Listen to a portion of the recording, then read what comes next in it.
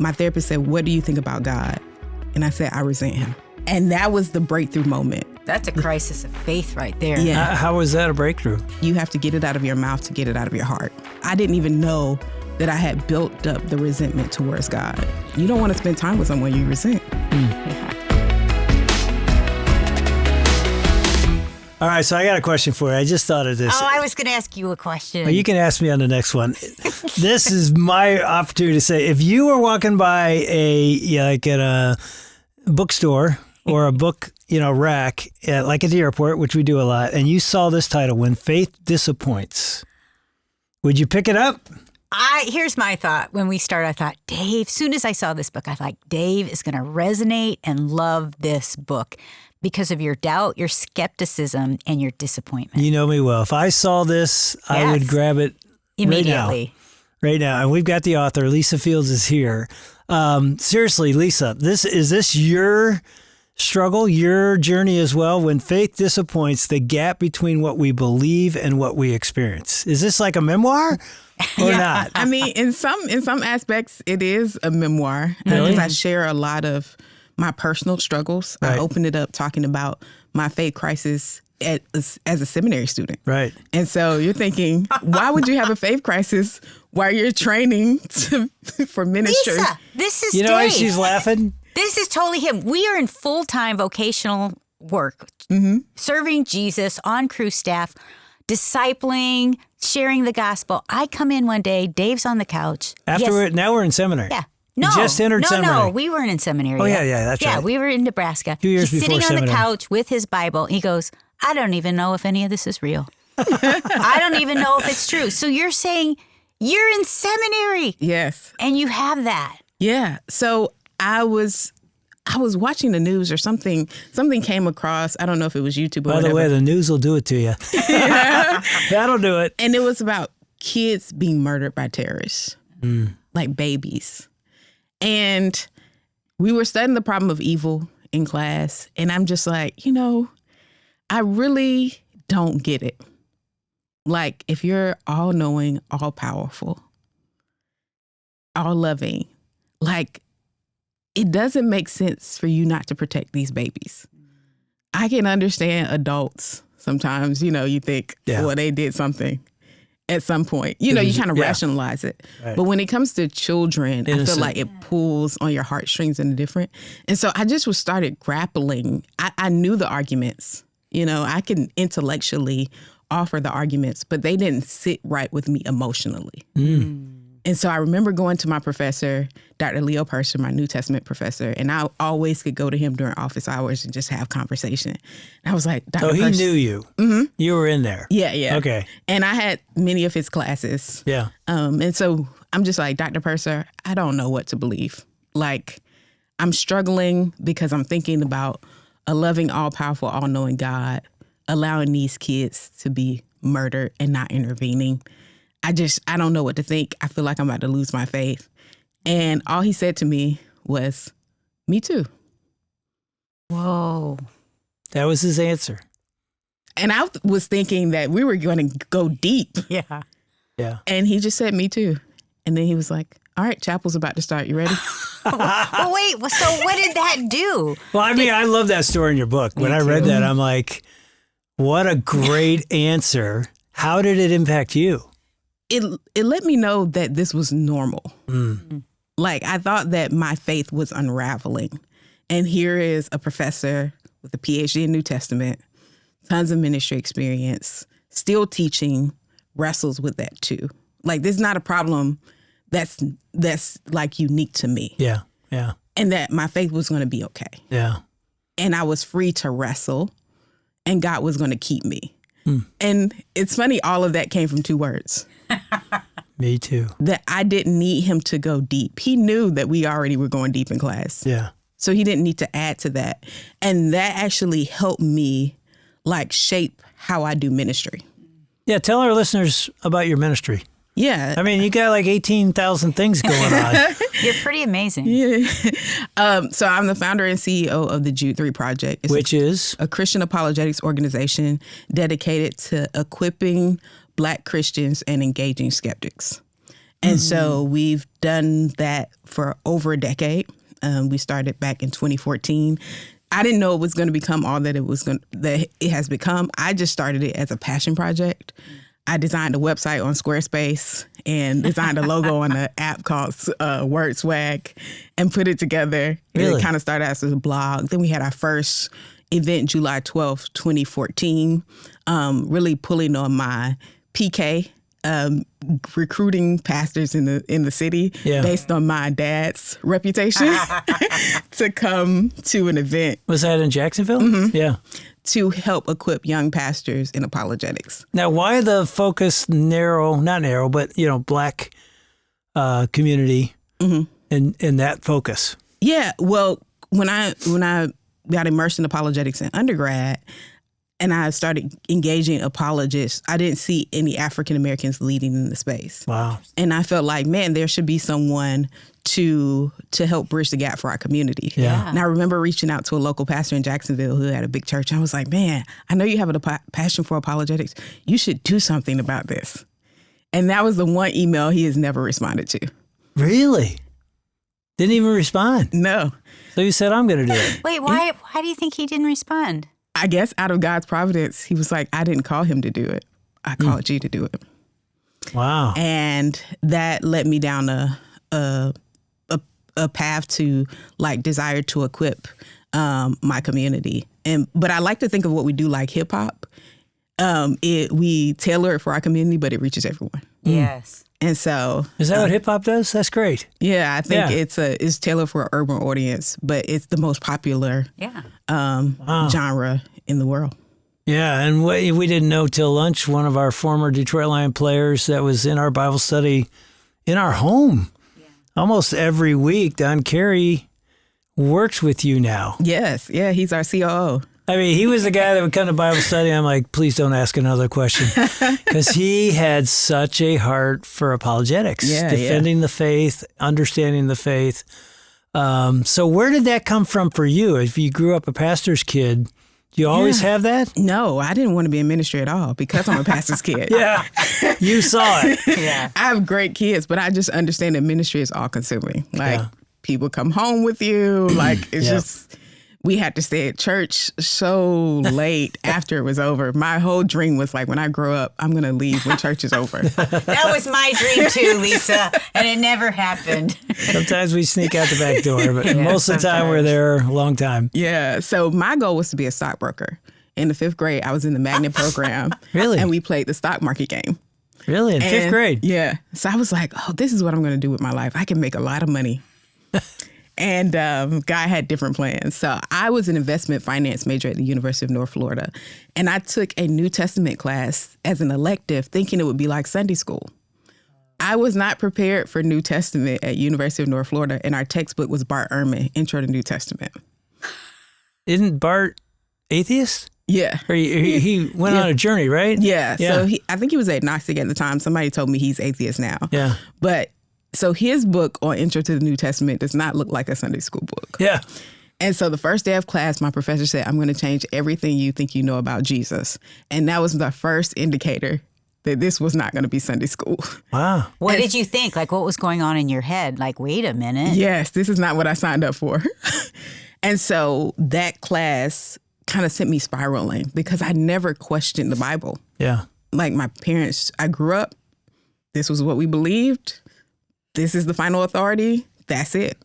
So I didn't know, like, I didn't think critically about where the Bible came from. I kind of just thought it just came from the sky one day, and that's what we believed. That was the most that I had thought about it. I grew up in Christian family, elementary school, Christian school, Christian bubble.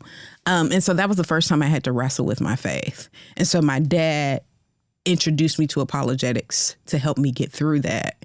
And that kind of fed my quest for apologetics. And I ended up switching my major and to communication and religious studies and would later go on to seminary. Wow. That is such a God story right there. And I'm thinking, like I took a class, it was a New Testament class at the University of Kentucky. Mm-hmm. And the same thing kind of happened. I'm like, oh, this will be interesting. This will be great. And man, it became a war zone because everything he was saying at the university was the opposite of my new faith. But it made me dig and want to be able to explain and prove what I believed was correct. It sounds like you went through that whole journey. Yeah. But you've also done some documentaries. Yeah. You've done a lot in these 10 years. Yeah. What are you most passionate about of all these things? All of it? All of it, but in particular, especially when we're on college campuses, because my story starts on the college campus, when I hear students say, man, like now I know what I believe is true. That to me gives me this visual of Jude when he says snatching them from the fire. Because I remember being that student. And so whenever I'm able to talk to a student and we get to snatch them from the fire where they were just like almost gone and we're able to pull them back in, or they've stepped out on the faith and we pulled them back in, that just really encourages me. We do a series called Why Don't Go with young adults who left the faith, and we sit around a round table and I just listen to their grievances. And people kind of got mad at me when I first did it because they were like, you're not going to defend the church. And they're like, you just listen to them. And I'm like, okay, guys, we're trying to bring them back in. You don't do that by arguing with them. Yeah. And 2 of them, since we've done that, have re-engaged the church again. Just listening. It wasn't about like proving that the church was the best place to be.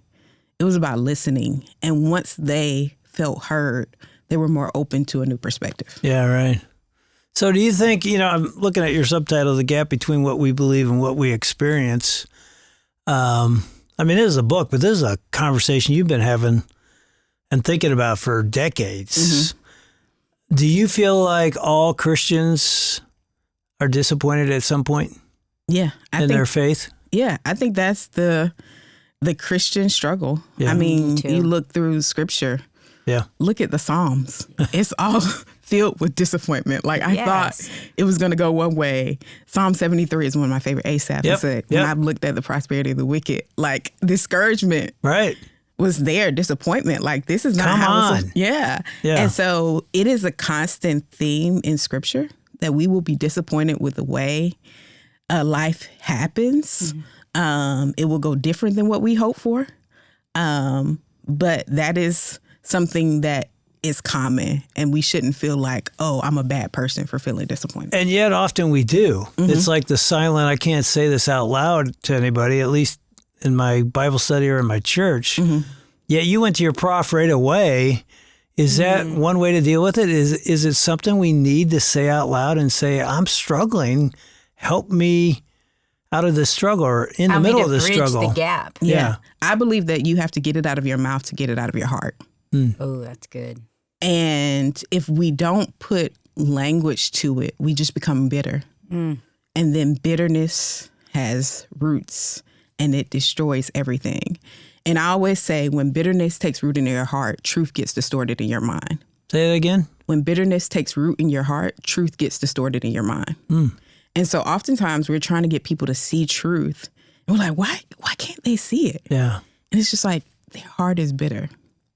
I'm thinking of parents that are listening that have a lot of high school age kids or college age kids. That's what I'm saying. Or middle school. Yeah. And their kids are venting all this stuff. And as a parent, you're freaking out because you're wondering, are they going to leave the faith? And so what would you say to the parent that's in that situation? Like, you don't even understand. Like, the things that are saying are exactly opposite of what they've been taught their whole lives. I would say listen, but also tell them about the times that you've been deeply disappointed. Tell them about the questions you had to wade through. So it normalizes it and they see hope at the end. So we're doing this ACTS initiative I told you about with students asking them questions. And one of the students said, I was so angry at God when my mom got diagnosed with breast cancer. And she was like, I was watching her take chemo and she's just getting weaker and weaker. And she said, I became more angry and more angry. And she said, what pulled me out of that was to see my mom still praise God. Really? She was like, because I'm watching her suffer, but she's actually suffering. Yeah. And in the midst of her suffering, she knows how much pain she's in, that she was still pulling hope from her relationship with God that pulled her out of the anger that she had towards God. So it wasn't an argument. It wasn't a theological truth. It wasn't even a Bible verse. It was a model. Oh, and you're saying get it out of their mouths before it gets to their heart? Is that what Get you it said? out of their mouth so they could get it out of their heart. Oh, see, and as parents, we get worried when they verbalize it, but you're saying, no. Like, that's a good thing for them to verbalize what they're feeling. I remember, I think our son was 9, our oldest son, and we had been talking about David and Goliath. And at the end of that story, he said, well, I don't even understand. Like, it says in the Bible, do not kill. But then David, this young guy, chops off this guy's head, and we're celebrating that? It doesn't even make sense. And I remember Dave came into the room, and he said, CJ, that is the best question ever, because I struggle with those same kind of questions. It doesn't even make sense. Those words, Dave, those words that Dave used, I have struggled with the same ideas. Me too. That for our son, who's very intellectual, they're all very intellectual, but for that son, it just gave him this piece of like, oh, okay. It was the exact same as your professor. Me too. It's reassuring to your heart. There's not something wrong with me or even my faith necessarily. Yeah, and you're creating that space so they will continue to come to you. Yeah. Because if you shut them down, You're then they're going to safe. go to somebody else to get perspective, and that person may believe something different. We had one girl that left the faith that I was talking to, and she went to like Comedicism and Egyptology and African spirituality. She has like a buffet style thing she's doing. And I asked her, what was the deciding factor? And she said, when my boyfriend died, I started having these visions, and he would come to me and he would tell me things about the future that actually happened. And I went to my church, and they didn't believe in the supernatural still happening. And so they shut me down. Then my friend invited me to this dream mystic event, and they explained everything that I was feeling. Wow. And so it's like, what happens when you shut people down? You push them into other arms instead of saying, hey, let's talk about this. Let's process this. Let's look at the scriptures, see what the scriptures have to say about this. Let's look at what people that are scholars have to say about this, to keep them talking that actually keeps them safe.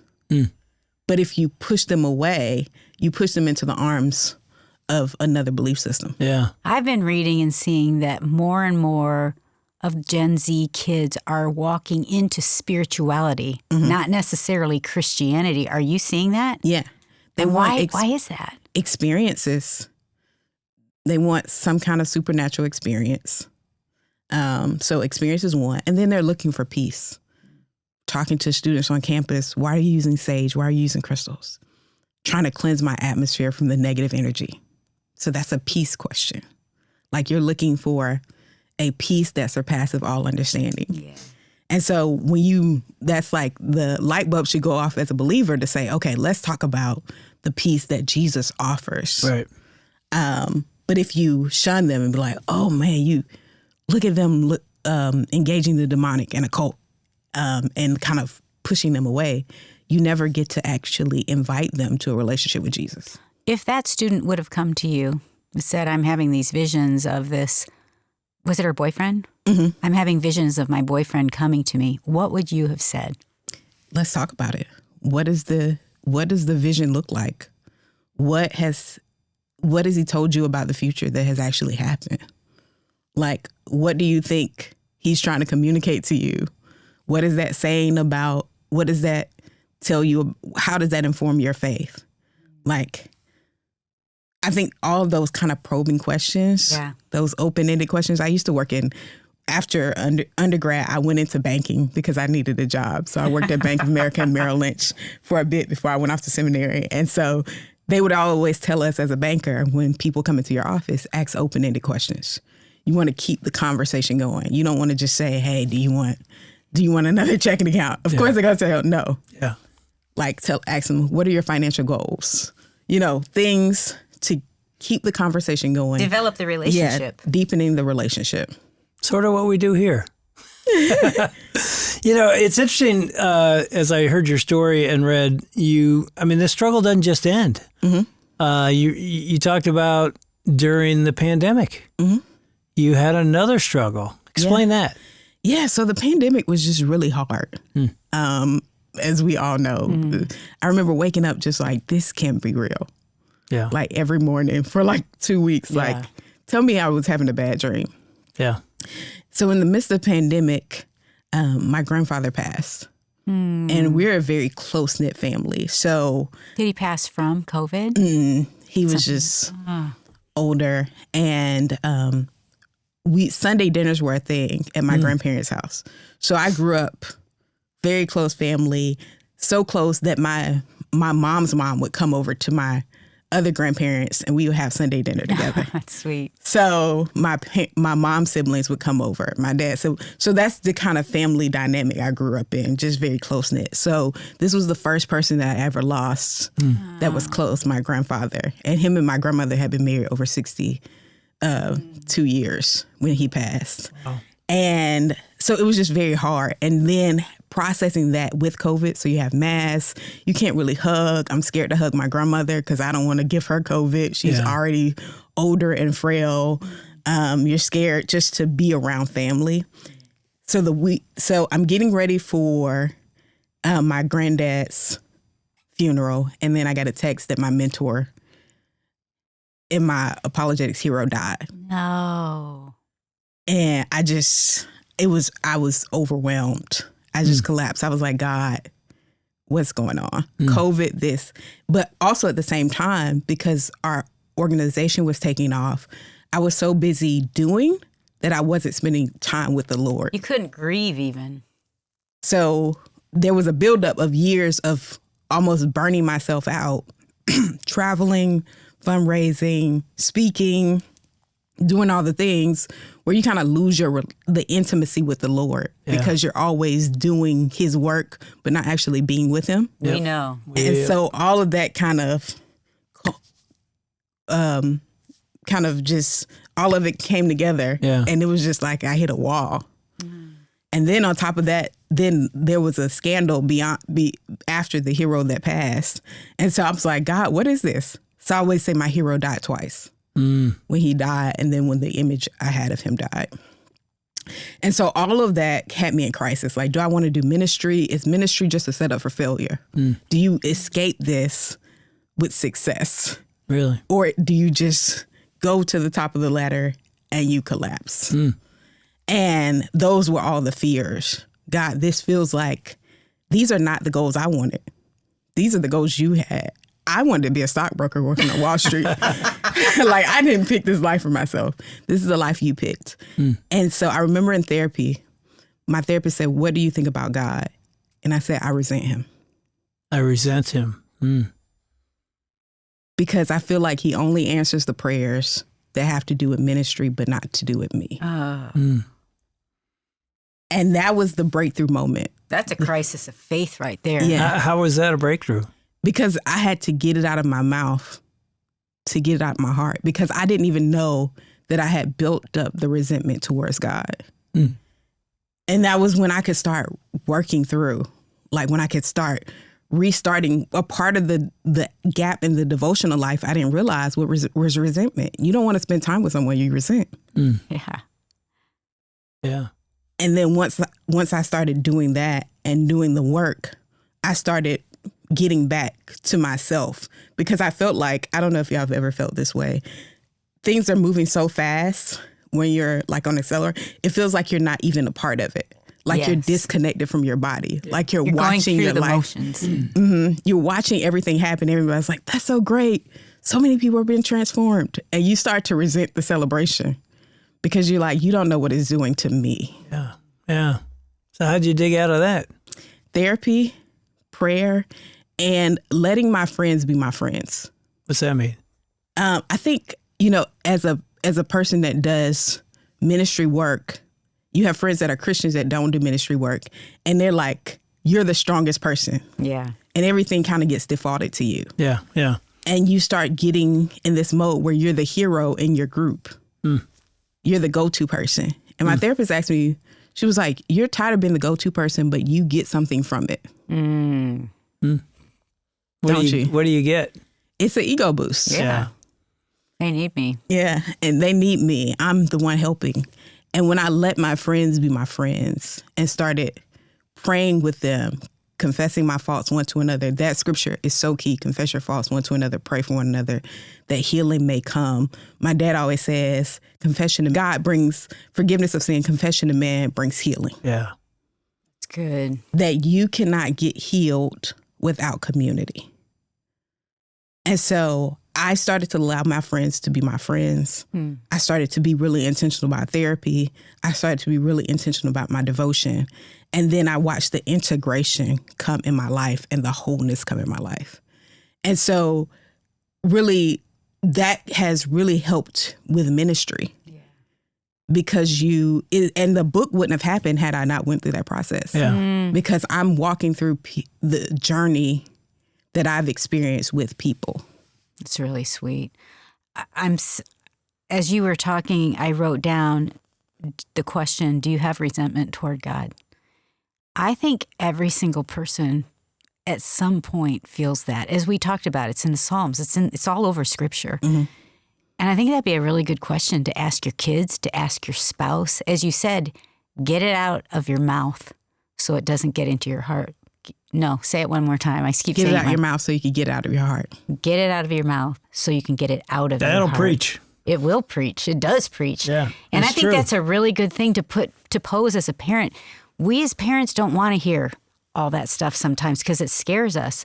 But it's really good for our kids to get that out of their mouths, to talk about it and to say, me too. Because I guarantee as an adult, there's been something that has happened in your life that's made you feel the very same thing. Yeah, don't say to your kid, I can't believe you think that. Yeah. I've never thought that. Even if you've never thought that, don't say it out loud. Just say, tell me more, on that struggle. But I would think most people, if not all people, would say me too. Hey, thanks for watching. And if you like this episode, You better like it. just hit that like button. And we'd like you to subscribe. So all you got to do is go down and hit the subscribe. I can't say the word subscribe. Hit the subscribe button. I don't think I can say this word. Like and subscribe. Look at that. You say it so easy. Subscribe. There it goes.